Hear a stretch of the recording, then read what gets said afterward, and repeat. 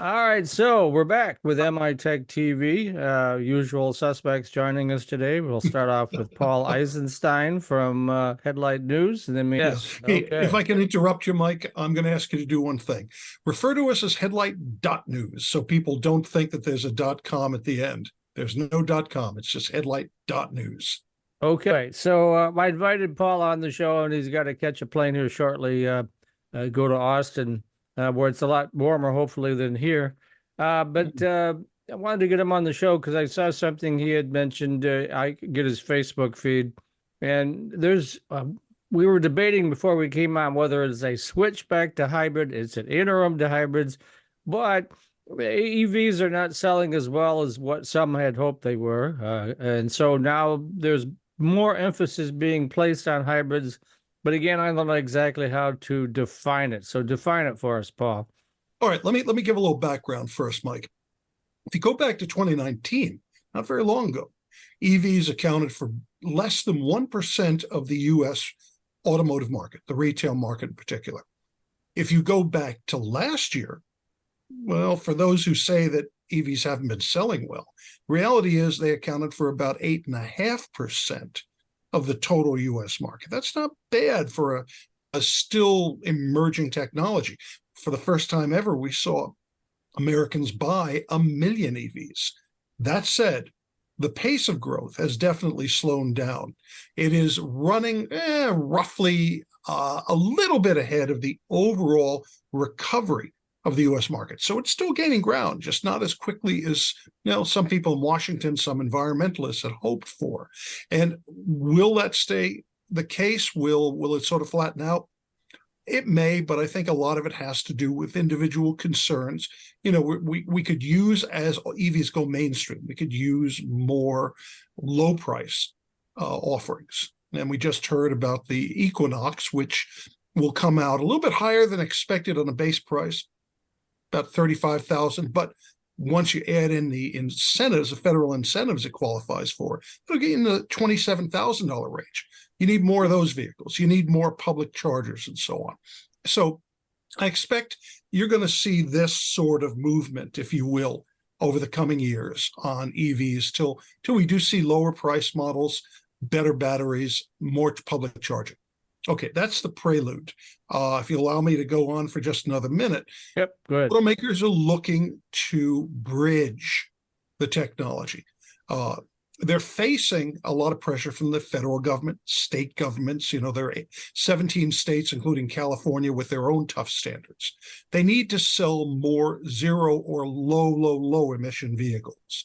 And one of the solutions will be to increase production and sales of hybrids, whether they be regular hybrids like the Prius or the plug-in hybrid, well, like the Prius Prime. Matt? So do you think Ford and GM in particular have really gone all in on pure EVs, and they've even got rid of some hybrid models that I thought were pretty nice cars, like the Ford Fusion hybrid and the Chevy Volt, both of which I drove and both of which I liked a lot. Yeah. Do you think those might come back in some form? I think they made some mistakes. GM in particular really blew it by not maintaining the Chevy Volt with a V. That vehicle was loved by almost all of its owners. The repurchase rate, to my understanding, was very high, especially going from the first to the second generation, which took your range in all electric mode to over 50 miles, if I remember correctly. Mm-hmm. I know people that went months without putting in gasoline, to the point where they sometimes had a little problem. They had to worry about whether the gas was getting a little old. But it's good to know that GM is now saying it will add some plug-in hybrids. If you look over at Stellantis, they're going to do 2 electrified versions of their Ram 1500. You'll have the Ram 1500 Rev, which is all electric, and then they will have basically a range extending version, which will have a smaller battery pack, but it will have a gas motor that will serve solely as a range extender. In other words, the gas motor will not actually power the wheels. It will, under no condition will the wheels draw power directly from the gas engine. It'll serve solely as a generator.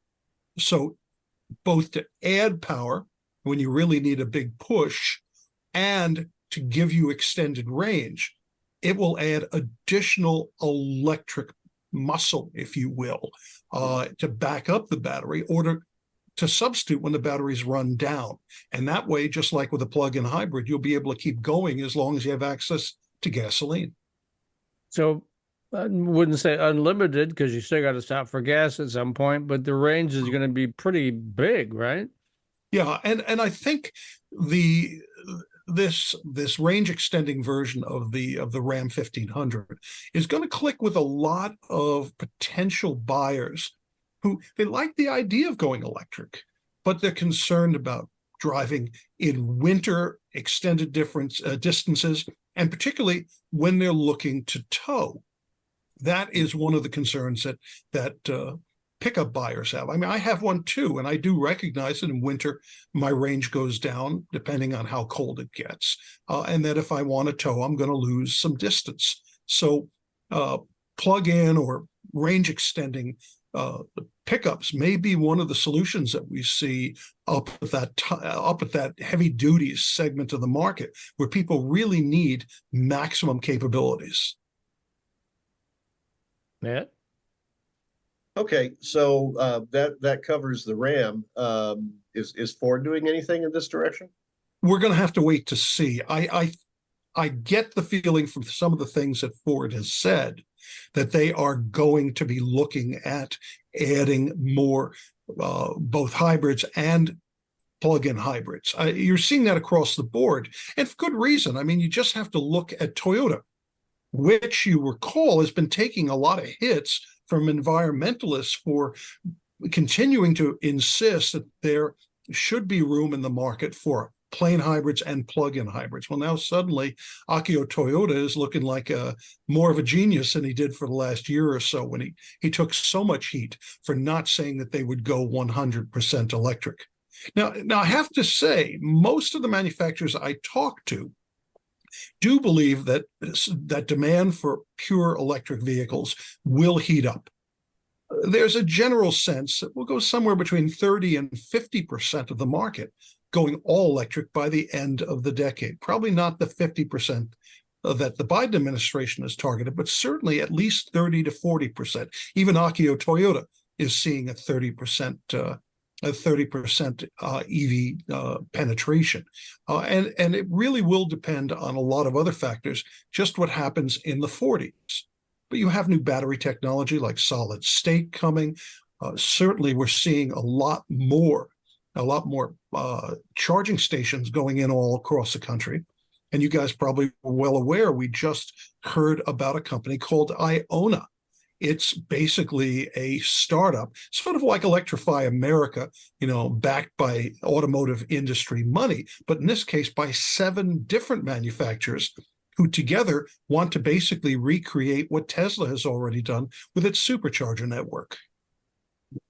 Also, a couple things too. I noticed that Tesla announced in a press release, I don't know if it was last week or the week before, that they was cut a deal with Choice Hotels to put charging stations in all those various hotels, which certainly will help. And two, Toyota, I just published a story, I'm not sure how to pronounce it, Mirai or Mirai, which is a hydrogen-powered vehicle, which kind of, I thought, well, gosh, we're having all these problems with electric infrastructure. What are we going to do with hydrogen? But at least Toyota is pushing the envelope, aren't they? Well, they're not the only ones that are looking at hydrogen. For example, when I was at the Consumer Electronics Show just last month, there was a lot of talk about hydrogen. Toyota, Hyundai, and Honda are the biggest proponents of putting hydrogen-powered fuel cell vehicles on public roads. There is a debate within that segment, however. Do you use it for a specific niche where it seems to have some of the best chances to gain traction will be in the heavy, medium to heavy, and long-range trucking segments, because batteries do have their limits. And of course, we know about diesel pollution. Some of the biggest sources of pollution in the entire smoggy LA area are the two big ports in Los Angeles and Long Beach. So there's no question that we're going to see alternative power replacing a lot of the trucks that just sit there all day waiting for their loads and idling and dumping a lot of diesel emissions.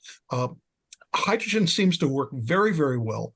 It can be fueled up very quickly. You can get 1,000 miles of range in about the same time it takes to fuel a diesel for 1,000 miles. But the good thing is you get 1,000 miles, which you can't really do with batteries. If you put enough batteries on board for that, you'd lose a lot of your cargo capacity. So we'll see that. And the other thing that works for trucks is that you generally have a well-defined route for a large percentage of trucks. We see trucks that stop off in various places. They don't have a defined route, particularly say moving vans. But when it comes to heavy-duty trucks, the vast majority of them are going from depot A to depot B.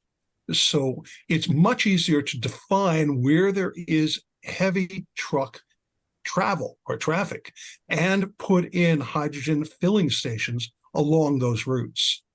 You could put them into the truck stops too, couldn't you? You could. That's one possibility. But it's going to take time to roll that out. As you mentioned, Mike, hydrogen's a bit of an issue.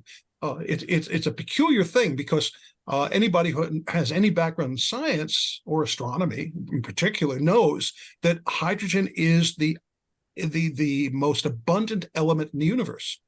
The crazy thing is that on planet Earth, you can't find hydrogen in its pure form. It's only available when basically part of a compound, whether it be water, which is hydrogen, 2 parts to 1 part oxygen, H2O, or in petrochemicals. And you don't really want to use petrochemicals because you're not going to be very clean. The most desirable version will take water and electrolyze it using renewable energy, solar, wind, wave, geothermal, or what have you.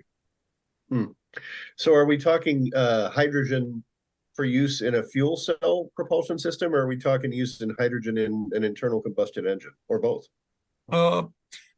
Both with an asterisk. It's interesting that we have seen several manufacturers over the years try to use it as a burnable fuel. Mazda played with it in one of its rotary engines, and BMW has used hydrogen in an internal combustion engine in prototypes like the old BMW H7 concept vehicle. Basically, they just took a 7 Series and did some modifications and ran it that way. Toyota has been racing using hydrogen in a version of its Corolla, I believe. I'm not sure if they use it in some others, but definitely in the Corolla. But most of the applications, the most efficient way to use it will be in a hydrogen fuel cell vehicle. And for those who aren't aware of it, basically you just take hydrogen, you put it into a device called a stack. The gas passes through thin membranes coated with catalysts like platinum. It combines with oxygen from the air, and in the process produces water vapor and a steady flow of current. Well, that's certainly important. Use it to charge a battery, right? That actually is the propulsion. You could either run it directly to the wheels, or you use it to charge a battery, or you use both. Most of the fuel cell vehicles right now are hybrid. They're essentially a sort of a plug-in hybrid. They have a big enough battery, which you could plug into the wall if under certain circumstances. But the battery primarily works to, if you will, support or add bursts of additional energy.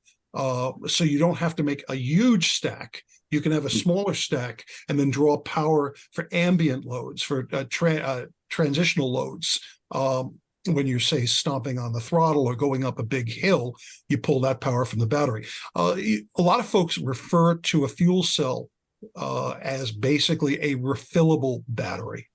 Yeah. Well, and the way I explain a fuel cell to people is usually that most people understand that if you run electric current through water, it splits it into hydrogen and oxygen. And that's called electrolysis. And essentially what a fuel cell is reverse electrolysis. Exactly. Exactly. And it is not as cost efficient by any means as a battery. That's one of the big problems. I did a report on Headlight.News about a week and a half ago, talking about what's happened with hydrogen prices. They were running $10 to $12 a kilogram, about the equivalent of a gallon of gas from an energy standpoint. But unfortunately, the prices have, in some cases, tripled at the relatively small number of hydrogen pumps there are in California and a few other places. The prices should come back down, but all of a sudden you're going to a price that's a little more expensive per mile than gasoline. Now, all of a sudden, it can be 3 and 4 times more expensive to go the same distance. They've got to get those prices back down to at least $10 a kilogram, and preferably long term, if they can, get it down closer to something like about $5 to $7 for it to be desirable from a cost standpoint. And Yeah, then there was only one. Okay. Pardon me, Mike. I just wanted to point out there was only one hydrogen pump that I was aware of in the Detroit area, because I covered the opening of it back in the aughts sometimes when I was with WWJ, and it was in a DTE energy demonstration center that was, if I remember right, at 11 Mile in Inkster. I think there's another one or two. At least one is owned by a car maker. So that's the reason why the fuel cell vehicles, like it's called the Mirai, Mike, the Toyota Mirai. Sure. Yeah, and then Hyundai has the Nexo, and Honda is about to bring out another version to replace the old Clarion fuel cell vehicle. Mm-hmm. But those vehicles are largely just being sold in certain parts of California, say LA area, Sacramento, San Francisco Bay Area, because there aren't a lot of pumps to fill up with. Interestingly enough, though, all the studies that have been done talking to hydrogen fuel cell vehicle owners has found them extremely satisfied with the technology. Huh. The other issue with EVs, pure EVs, is the battery itself. When you replace it, people are going to talk about sticker shock. I mean, I'm sure that'll change over time, but I'm hearing astounding numbers like $10,000 or $20,000 to replace the battery. Well, the prices will continue to drop. I know some people that have paid that much when they've had, say, a Mercedes plug-in hybrid battery that failed and so on. You have to remember that the price of lithium-ion batteries has come down, tenfold over the last decade. Some of these vehicles, you're just going to wind up paying the older prices, the higher prices, when it comes to replacements for on older plug-in hybrids. The good news, as we go forward, the replacement or repair cost, if you will drop. Plug-in hybrids have, like we've been talking about, they do have an advantage. You can operate on electricity for, these days, more and more of them are coming in anywhere from 30 to more than 50 miles, which means that almost everybody who commutes or just does daily chores would operate 100% electric. And then you have the opportunity to drive longer distances by having the vehicle switch over to gasoline. And they do that automatically. So it's not like, oh my God, I'm running out of juice on the freeway and I got to pull over and, start throwing switches and calculating things. It's automatic. But it does mean when you have a plug-in hybrid, you have to have two drive systems. And it's more complex than a basic hybrid because it's more powerful. It has to be able to drive the vehicle essentially as it were normally from the electric portion alone. So plug-in hybrids are going to cost more, and they're going to have more maintenance issues. The good news is regular hybrids, which of course we've had around now for it's been 25 years. It's hard to believe, since the Toyota Prius and the original Honda Insight were introduced in the United States. 25 years. Mm-hmm. And that technology, according to Consumer Reports, you may recall a few weeks ago, they released their annual automotive reliability study. And the most reliable vehicles on the road are conventional hybrids. That shocked me. The other issue would be maintenance. I mean, a lot of these shops that are not dealer associated are hard pressed to fix cars as it is. I'm not Yeah. sure if they're equipped at all to handle EVs, so you'd have to take it back to the dealership, right? Or not? Right now, yeah, it's going to be a while before you can figure out how to repair an EV if you're a shade tree mechanic. There, I expect you're going to see some action. There's been a growing backlash to technology that only the factory can repair. There's been the right to repair laws that have been passed in a couple of markets, impacting things like my iPhone, and I think you're going to probably see pressure to make it possible for shade tree mechanics or even independent shops, good ones, to be able to work on electric vehicles. Now, you're already seeing that in a lot of areas. I mean, as you said, Mike, it's becoming harder and harder for people to work on anything out there except for the factory. And one of the things, here's a little side note to that. One of the questions that I ask, and a lot of people are asking, the U.S. motorist loves to do work on his or her vehicle. The aftermarket, SEMA, you're both well familiar with that. Mm-hmm. That is a 30, I think the latest number was somewhere in the 38 to 40 billion a year business. Now, some of that's aftermarket audio. They'll include the little tree that hangs off your mirror that sweetens up the scent of your cigarette smoke, and so on. But a good portion of what SEMA's business is every year comes in the form of customization to the drivetrain and other technology on board. There's no question that the industry will be able to go along and adapt to, the suspension systems and the like for an EV. But what will they be able to do when it comes to, what people love, beefing up the motors, giving greater performance, or perhaps giving greater range? That's a real question. Will the aftermarket survive, at least when it comes to being able to work with the powertrain? There was a very interesting project at Lawrence Tech that what is now Stellantis had our transportation design students do a few years ago, which was how do you keep gearheads happy in an era of electric vehicles? Yeah. What kind of things are they going to be able to do for the gearheads if most cars being sold are electric, or even half of cars being sold are electric? And unfortunately, all of that research and that work product was classified by the client, so I didn't get to see it. Oh, too bad. I'd love to it'd be interesting to see. Yeah. Now here's a flip side to it. You know that later this year we're going to see the first all-electric offering bearing the Dodge brand name.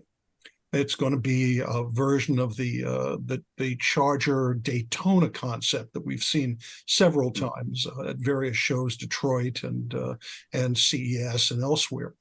And they're trying to figure out how to make it a more passionate vehicle. I hear this same thing from people over at Ford working on future products. How do you make these vehicles not just quick, but passionate?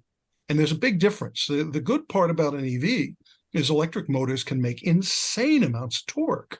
Sure. Remember when 400 horsepower seemed like hard to imagine getting out of a gas vehicle, and getting it down into the high 3 seconds was like, stop the presses. It was a front page of every automotive publication.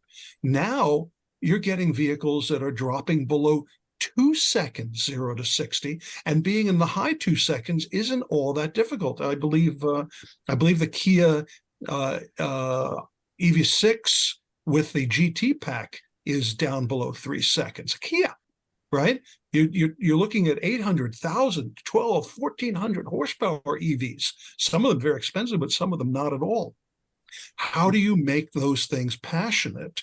And Dodge is trying a couple things. They are expected to come out with a version of the Daytona that will have some sort of transmission. It'll be shiftable, or at least it'll emulate shifts.